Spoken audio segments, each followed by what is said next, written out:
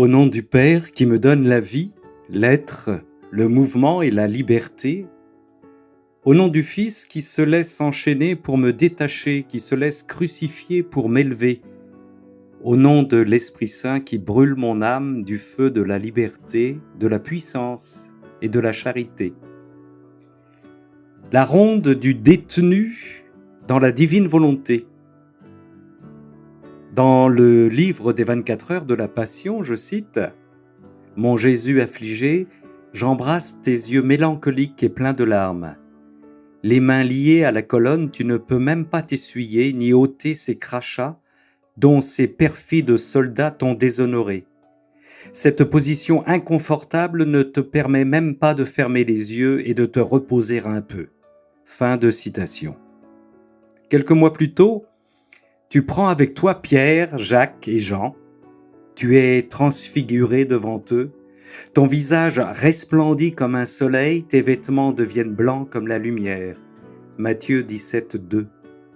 Les trois pauvres bougres disjonctent et parlent alors de camping quand une voix dit « Celui-ci est mon fils bien-aimé, celui qu'il m'a plu de choisir, écoutez-le. » Matthieu 17, 5.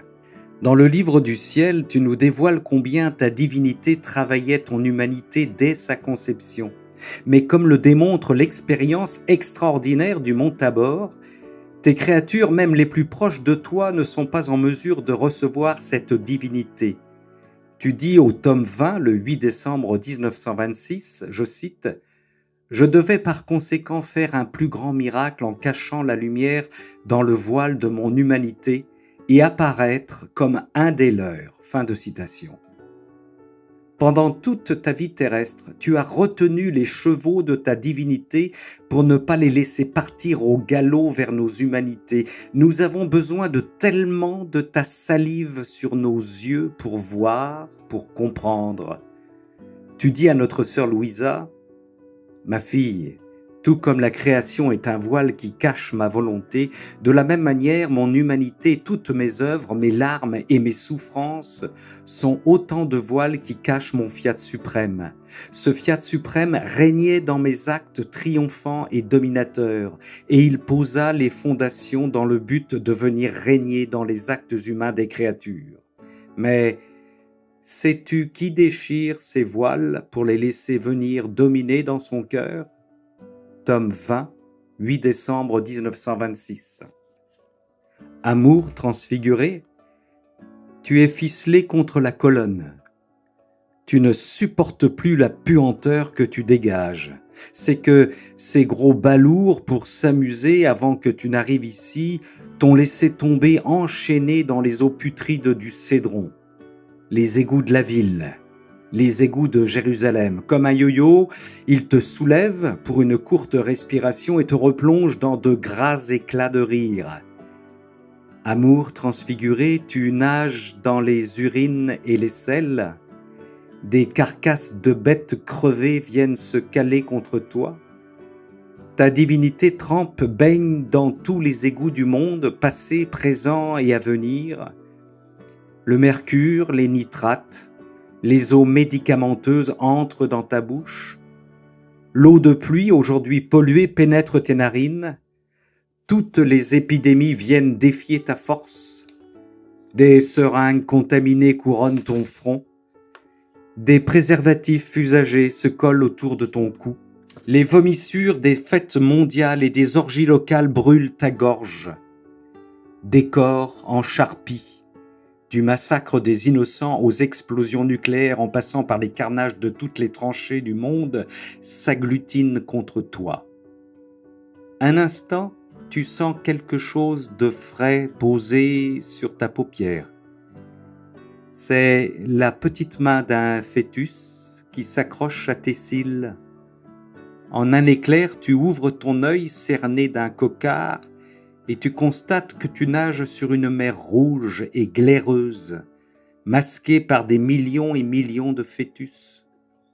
Tous ces petits membres découpés sur les autels du progrès semblent vouloir te porter et t'élever vers le ciel.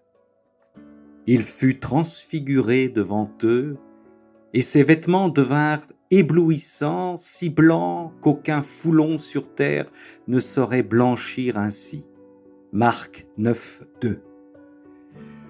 Plus tard, Pilate, à tes côtés, se lavera les mains, pas seulement pour se dédouaner de l'acte cruel qui allait suivre par son ordre, mais parce que la marée humaine qui lui faisait face sortait de ces mêmes égouts. Tu le sais, mon Seigneur, parfois, lorsque je reviens de prison après avoir visité mes frères détenus, j'éprouve le besoin de me laver les mains en rentrant à la maison. Non pas que mes frères soient répugnants, mais parce que certains récits de leur vie sont répugnants. Dans le livre du ciel, tu nous expliques que tu as repris chacun de nos actes qui prend sa source dans un caniveau pour le réparer, pour le revivre tel qu'il aurait dû être vécu, c'est-à-dire saintement, afin de l'offrir au Père. Tome 11, 22 janvier 1913. Chaque faute me donnait une passion particulière. Même s'il y eut une seule passion, le péché au contraire me donna autant de passion que de fautes commises jusqu'à la fin du monde. Fin de citation. Amour transfiguré, tu as réparé chacun de mes actes. Tu as réparé tous les actes de toutes les créatures. Tome 11, 3 août 1916. Tu dis « Mon amour est si grand que j'ai passé toute ma vie à refaire ce que l'homme devait faire pour la suprême majesté. Et comme mes actes étaient divins, je les multipliais pour tous au point de remplir le ciel et la terre de telle sorte que la justice ne vienne frapper l'homme. » Fin de citation. Tu dis aussi « Mon amour est un amour actif. Il ne peut exister sans agir. Voilà pourquoi j'ai préparé pour chaque personne ce dont elle aura besoin pour sa réhabilitation, sa guérison et la restauration de sa beauté. J'ai tout fait de telle manière que si les hommes le veulent, ils auront tout le nécessaire à leur disposition. » Fin de citation. Nous n'avons plus qu'à tendre la main pour cueillir notre réhabilitation. De ta conception au tombeau, tu as pris chacun de nos péchés et tu as réparé chacun de nos actes, chacune de nos pensées. De ta conception au tombeau, toute ta passion pour chacune de tes créatures. Tu proclames « J'ai été conçu crucifié, j'ai vécu crucifié, je suis mort crucifié. J'ai continuellement nourri ma croix en réalisant exclusivement la volonté divine. Ainsi j'ai été crucifié pour chacune des créatures et ma croix a placé son sceau sur chacune d'elles. » Fin de citation. Tu précises à plusieurs reprises que, je cite, « Mon Père ne m'a laissé aucun répit. » Fin de citation. Raison pour laquelle tu répètes souvent dans le livre du ciel que ta passion physique de 3 jours fut un soulagement, un baume comparé à ta passion divine de chaque minute. Le livre du ciel nous dévoile enfin ce que cache ta croix plantée sur le Golgotha. Tu es ligoté, saucissonné contre le poteau de l'orgueil incommensurable des créatures. Ta divinité dans ton humanité se soumet hier, aujourd'hui et demain aux législateurs, aux juges, aux députés, aux sénateurs, aux docteurs de la loi, qui même dans un contexte de fin des temps, ajoutent par leurs lois iniques de la mort à la mort.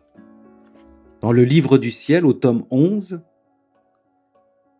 je cite, « Ma fille, en créant l'âme, je l'ai revêtue d'un manteau de lumière et de beauté. Le péché enlève ce manteau de lumière et de beauté et met sur elle un manteau de ténèbres et de laideur, rendant l'âme hideuse et nauséabonde. Et moi, pour enlever ce manteau si nauséabond que le péché met sur l'âme, j'ai permis que les Juifs me jettent dans ce torrent où je suis resté comme recouvert à l'intérieur et à l'extérieur, car ces eaux putrides me rentrèrent jusque dans les oreilles, dans les narines, dans la bouche, si bien que les Juifs répugnaient à me toucher. Ah, combien m'a coûté l'amour des créatures au point de me rendre nauséabond à moi-même. » Livre 11, 22 janvier 1913. Amour transfiguré, avant la prison des Caïphes, Pilate, Hérode, Tu as connu une autre prison, la prison du ventre de ta sainte mère. Évidemment, quand on dit cela, on peut sursauter. Qu'est-ce qu'ils vont encore nous inventer dans leur divine volonté? La passion de Jésus-Christ in virgo utero. A-t-on déjà entendu un prêtre parler de la passion de notre Seigneur dans le sein de sa mère? Eh bien oui, on l'a entendu, on l'entend. Rabouni, je te laisse la parole, tu dis à Louisa, « Ma fille, dès l'instant de ma conception et dès les premiers jours de ma naissance, j'ai pensé au royaume de ma divine volonté et à la façon de le mettre en sûreté parmi les créatures. Mes soupirs, mes larmes, mes sanglots répétés ne cherchaient qu'à rétablir le royaume de mon fiat sur la terre. » Tome 25, 1er janvier 1929. Tu enfonces le clou au livre 12, 4 février 1919. À Louisa, à chacune, à chacun d'entre nous, tu dis « Et ne va pas penser que cette activité de ma divinité commença tardivement dans ma vie terrestre. Elle commença dès le moment de ma conception dans le sein de ma mère qui, plusieurs fois, fut elle-même consciente de mes souffrances et ressentit mon martyre et mes morts. Ainsi, même dans le sein de ma mère, ma divinité joua le rôle de bourreau d'amour. À cause de son amour, ma divinité fut inflexible au point où aucune épine, aucun clou et aucun coup ne furent épargnés à mon humanité. D'autre part, ces épines, ces clous et ces coups n'étaient pas comme ceux que les créatures m'ont donnés pendant ma passion, lesquels n'étaient pas multipliés. Les souffrances infligées par ma divinité furent multipliées pour couvrir toutes les offenses, autant d'épines que de mauvaises pensées, autant de clous que d'actions indignes, autant de coups que de plaisirs mauvais, autant de souffrances que d'offenses. C'étaient des mers de souffrances, d'épines, de clous et de coups. Devant cette passion que m'a infligée ma divinité durant le cours de ma vie, la passion que les créatures m'ont fait subir dans les derniers jours de ma vie ne fut qu'une ombre, qu'une image. Tome 12, 4 février 1919. Dans le livre La Vierge Marie, dans le royaume de la divine volonté, la Vierge Marie parle à Louisa. « Ma très chère enfant, qui pourra dire combien mon petit Jésus a souffert dans mon sein? Des souffrances inouïes et indescriptibles. Il était Dieu et homme, et il avait sa pleine raison. Son amour était si grand qu'il s'est séparé des mers infinies de joie, de bonheur et de lumière pour plonger sa petite humanité dans les mers de noirceur, d'amertume, de malheur et de misère que les créatures avaient préparées pour lui. Le petit Jésus les a toutes placées sur ses épaules comme si elles étaient siennes. Mon enfant, l'amour vrai n'a pas de limite et ne regarde pas à la souffrance, et c'est par la souffrance qu'il recherche celle qu'il aime, heureux de donner sa vie pour rendre la vie à celle qu'il aime. 21e jour, la Vierge Marie dans le royaume de la divine volonté. Nous pouvons oser une comparaison. Imaginons que là où nous en sommes aujourd'hui, à notre âge, avec notre taille, notre intelligence, on nous dise « Vous allez pendant 9 mois entrer dans une matrice. Vous serez alimenté par perfusion, vous serez la tête en bas ou non, vous ne choisirez pas. Vous ne pourrez pas bouger et entendrez tout du monde extérieur. » À devenir fou, évidemment, rien qu'à y penser. La divinité de Jésus-Christ, pleinement Dieu et pleinement homme, a imposé cette station à notre Seigneur. Amour transfiguré, ta divinité a choisi d'être emprisonnée dans ton humanité, dans l'humanité de ta maman, mais pas seulement. Tu t'es laissé, tu te laisses et laisseras emprisonner dans l'hostie, dans le tabernacle, complètement à la merci des créatures. Telle une personne privée de ses jambes et de sa parole, on te sort et rentre du tabernacle quand on veut, on t'expose au public comme on exposait les condamnés sur la place du village. Devant toi on passe, indifférent, on s'arrête pour regarder, on papote, on roupille, on écrit, on bouquine, on mange, on tripote son mobile, on admire le cercle de métal ou d'or qui t'entoure, qui t'enserre, qui t'enferme, qui t'emprisonne. On raconte sa vie, on étale ses humeurs. Parfois on prie aussi. Seigneur, apprends-nous à prier. Tu dis à Louisa, ma prison forma pour les âmes aimantes des prisons d'amour dans lesquelles elles peuvent être protégées de tout et de tous. Je les ai détachées pour en faire des prisons et des tabernacles vivants, aptes à me réchauffer de la froidure des tabernacles de pierre et davantage encore de la froidure des créatures qui, me gardant prisonnière en elles, me font mourir de froid et de faim. C'est pourquoi je laisse tant de fois les prisons des tabernacles et je viens dans ton cœur pour me réchauffer et me nourrir de ton amour. Quand je te vois à ma recherche à travers les tabernacles des églises, je te dis, n'es-tu pas ma vraie prison d'amour? Cherche-moi dans ton cœur et aime-moi. Livre 12, 4 décembre 1918. Amour trinitaire, amour prisonnier, amour transfiguré, détenu par notre péché, viens vite ouvrir les cœurs de toutes les créatures, passées, présentes et futures, qui veulent vivre de ta liberté. Que ta volonté soit faite. Fiat.